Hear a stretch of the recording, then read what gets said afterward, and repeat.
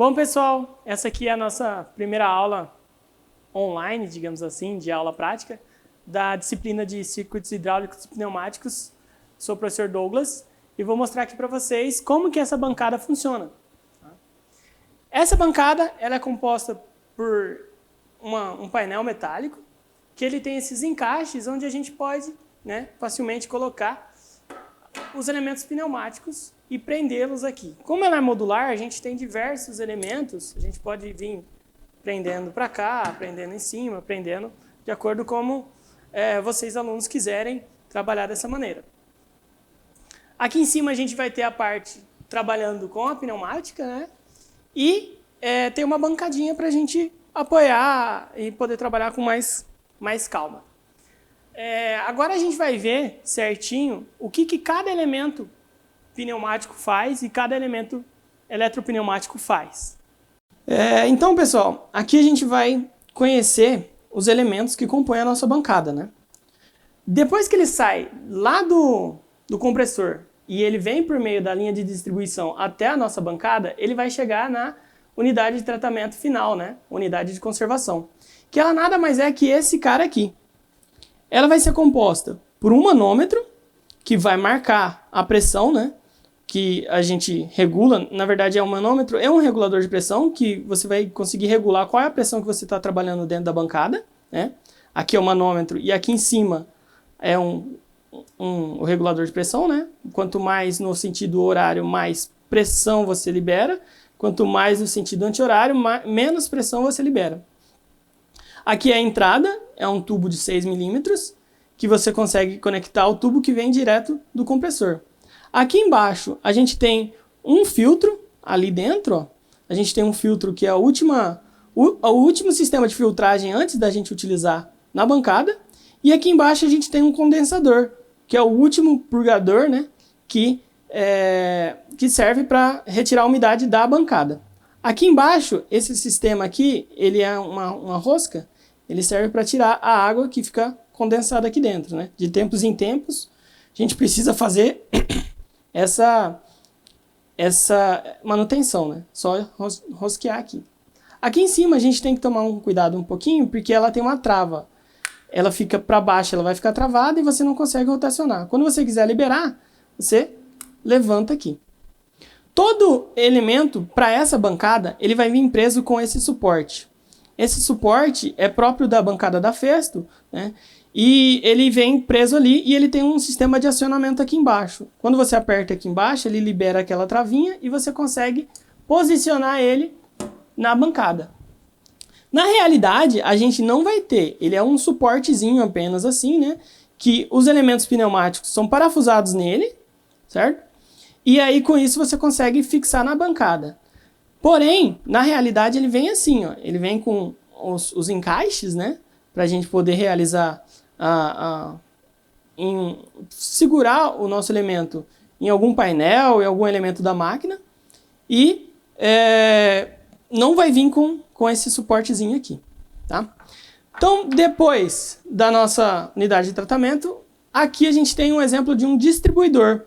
O que esse distribuidor faz? Ele pega e recebe de um tubo de 6 milímetros, daqui, e por esse tubo ele consegue distribuir para mais 8 opções, Então, em vez de eu sempre ficar utilizando várias ramificações, eu consigo tirar desse distribuidor utilizando uma tubulação menores, Sem a necessidade de eu ter o grande uso de Tzinhos, Uma das vantagens desse tipo de encaixe, isso aqui já é um tipo de encaixe da Festo, que é chamado de Quick Start, ele tem uma válvulazinha aqui que se o ar, esse distribuidor tivesse pressurizado, você não ia ter ar vazando por aqui, porque esse sisteminha aqui de azul, o Kickstart, ele impede que a saída do ar para lá. Ele só vai ser acionado, só vai liberar o ar quando você tiver uma tubulação aqui dentro. E como que a gente realiza esse encaixe?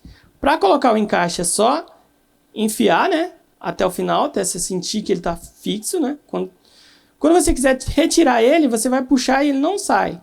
Então, na hora de você soltar, você precisa empurrar essa parte azul e aí você puxa o fiozinho. Se você colocar e só puxar, ele não sai. Você precisa empurrar o azulzinho e aí puxar a sua tubulação.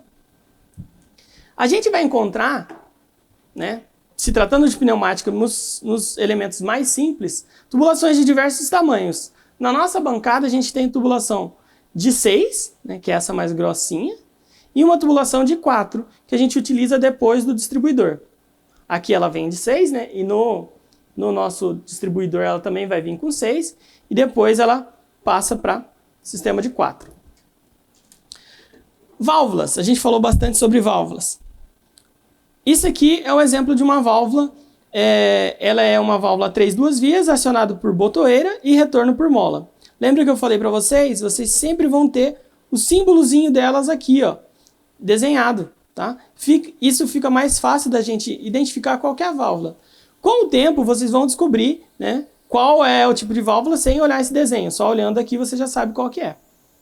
Mais uma vez, aqueles númerozinhos que eu pedi para vocês decorarem estão sempre escritos aqui, ó. O número 1 me indica que essa tubulação de baixo é a alimentação.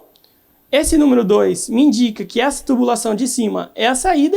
E o número 3 indica que aqui atrás tem um furinho, tá? E esse furinho é o nosso escape, é por onde o ar vai sair na hora que ele está na posição inicial, né? Que ele sai daqui para cá. Aqui embaixo a gente tem algumas indicações da própria válvula também. Por exemplo, essa válvula ela pode trabalhar com pressões negativas de menos 0,95 bar até pressões positivas de 8 bar. Tá? Para isso que a gente vai utilizar o nosso regulador de pressão. Eu não posso deixar passar aqui uma pressão de 10 bar, por exemplo. O compressor está mandando para a gente cerca de 12, né? Só que, quando ele vem para cá, eu não posso deixar esse cara passar de 10, de 8 no caso, né? Porque essa válvula daqui, ela foi apenas programada para trabalhar com 8. Se ela trabalha com pressões maiores, você acaba danificando ela e ela vai reduzir a sua vida útil. Né?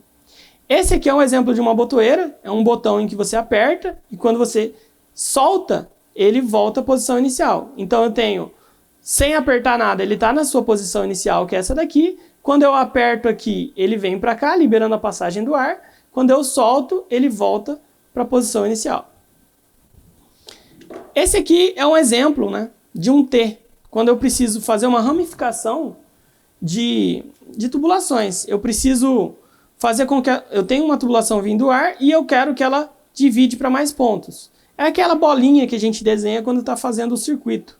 Tá?